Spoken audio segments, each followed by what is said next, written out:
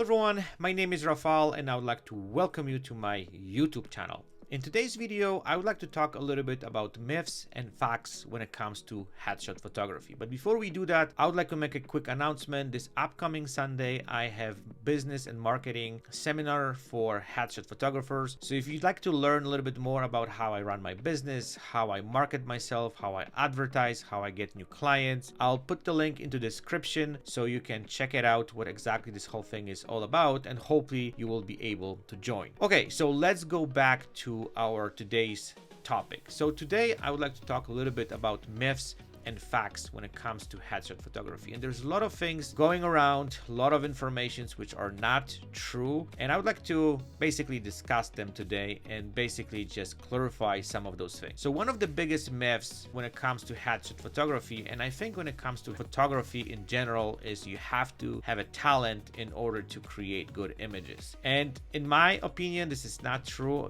Believe it or not, I don't even believe in talent. I deeply believe that the main thing is hard work and just practicing photography and exploring it and just basically doing it. That's the way to be good at it.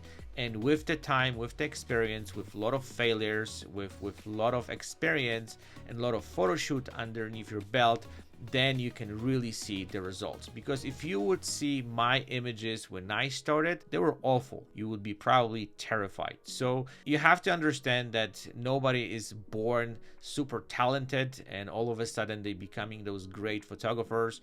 Behind every talent, there's also a lot of hard work, which nobody sees. So I don't really believe that myth. And if somebody is telling you like you have to be talented, I think this is just completely BS. Don't listen to this, people. If you have at least a little bit of passion, there is definitely a way to do that. And with the time, and as I said, with the experience, you will be able to create some stunning images. And maybe then people will tell you you're extremely talented. The second myth I want to talk about it is you need to have high-end equipment to create good images. Again, most of you guys probably know this is not true. The quality of equipment nowadays gone so far that you really don't need this top of the line equipment to create some stunning images. And everyone who is following my work, you guys probably know I'm a big fan of used equipment, old equipment, and you can still create some stunning images and you can create some beautiful headshots. So don't fall for this. I know there's a lot of companies out there who's going to be pushing this information on you and going to make you believe that you really need this top of the line equipment to create some stunning headshots. And I think what happens with that kind of way of thinking, you spend tons of money on this equipment and then you're disappointed because you put all this pressure on the equipment, and this whole thing makes you believe that if you're going to get this great equipment, that's gonna make those images look great. This is completely rubbish. Everyone probably knows that. I don't even have to repeat myself, but all of us go through that process. I remember when I started my headshot photography business, I always had that belief and I was pushing to buying more and more expensive stuff. Meanwhile, my images were exactly the same. So you guys probably heard that a million times, but I want to repeat that. You really don't need such a expensive equipment. Simple speed lights, simple lighting, and you will be good to go and you can create some really amazing images. The myth number 3 is the market is extremely saturated. And I've been hearing this from so many photographers that, hey, I'm not going into this industry because there's so many photographers out there and there's no way I can literally compete with them. There's no way I can make any money. There's probably no clients for me. And I have to say that when it comes to headshot photography, there's room for everybody because everyone creates own style.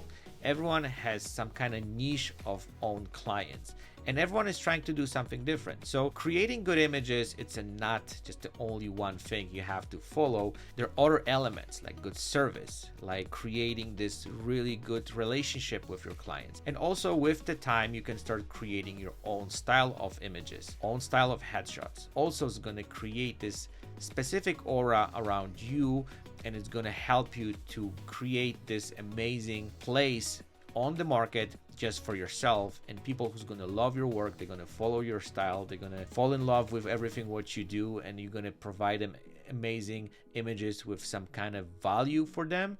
there will be room for everybody, right? So I know it's hard at the beginning because we try to figure out what's the style is, what kind of clientele we're going after. We got to figure out who is our target market.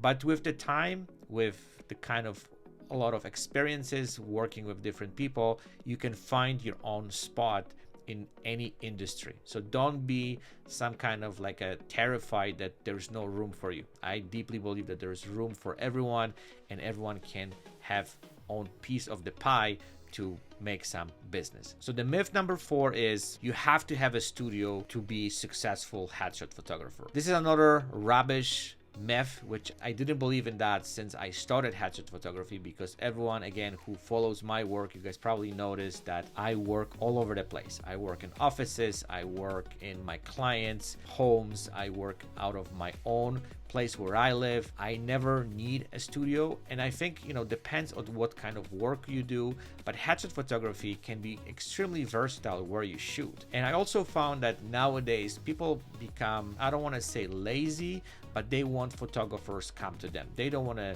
drive all over the place to find a studio. They want you to come to their location. And with the equipment we have nowadays, with ability to have this portable equipment, we can set up our headshot studio literally everywhere. And on the top of that, I also found that whenever you're shooting at the client locations, which is familiar for them, it's definitely gonna make your session better because they're gonna feel more comfortable. It's their place, it's their location. And I found those sessions works way better, because sometimes when it comes to shooting in some professional studio where there is a lot of space, there's big lights, there is, you know, a lot of stuff going on, people feel kind of terrified. And I've experienced that on so many different levels, that people are coming to some rent out studios which were professional, they're big, and it took me a lot of time to get into these people and make them feel comfortable in that location. So as I said, you really don't need a studio. I think studios sometimes might be even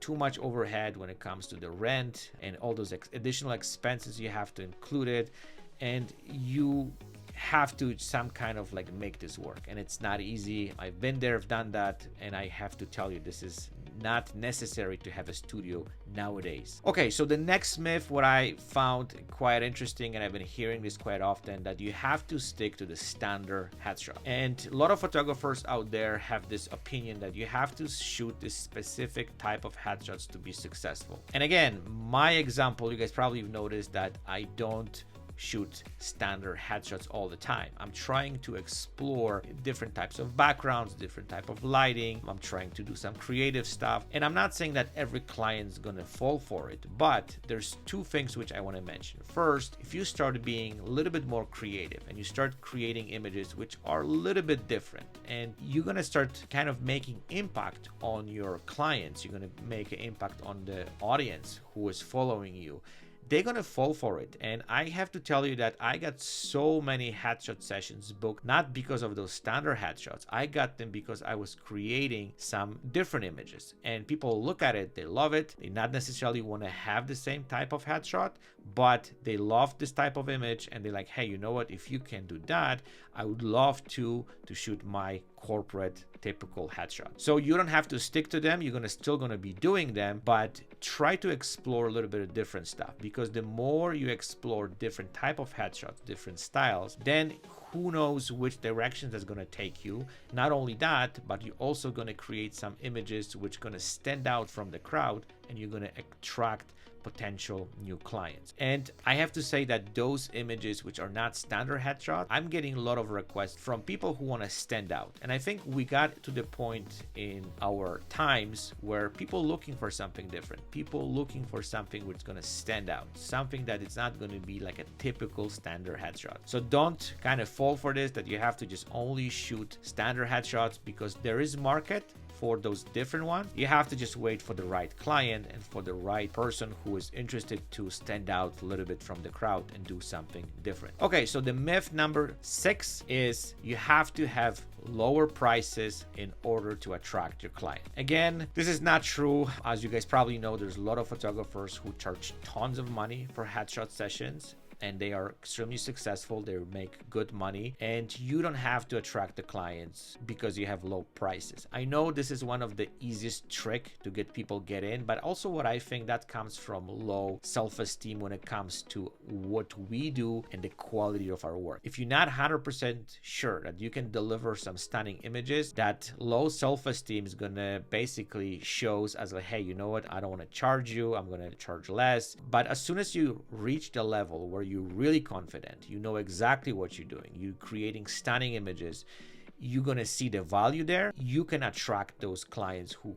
gonna pay you. On the top of that, what I want to say is having low prices when it comes to the headshots. This is the type of clients you're attracting, and what's gonna happen, you're gonna have those clients who don't value you, they not appreciate what you do. So I'm not saying you should stay away from those low prices, but what I'm saying is as soon as you get to the point where you're really confident about what you do, your prices should constantly go up, and you will see you're going to get more clients. You will see that the clients are going to be more appreciated and they're going to value more. So this is extremely important. So don't go that path. I was there. I was trying for many years, just kind of do stuff for a little bit of price, and it wasn't going well for me because I was always frustrated with this entire situation. And usually what was happening, the same clients were keep coming back, which, you know, they were miserable, they didn't want to pay, they didn't have respect for me, they didn't have respect for my work, and usually this is like a dead end. So stay away from it. As soon as you start moving forward,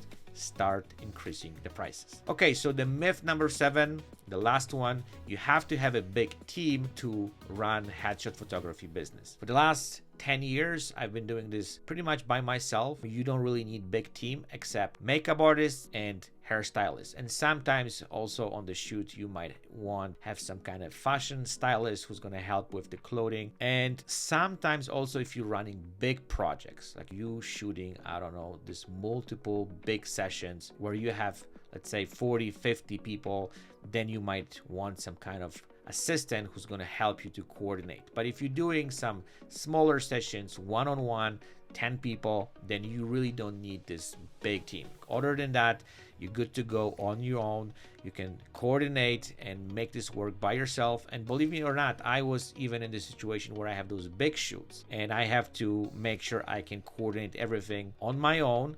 And I was able to do that. It's not big of a deal. You can really make a list. You can do tons of things to just speed up the process, make everything in control, and there is no need to anybody else. And I know a lot of people telling me this, like, how you running all this big event. As I said, there's always solutions. You have to just put your mind into it and find a way to make this whole thing work.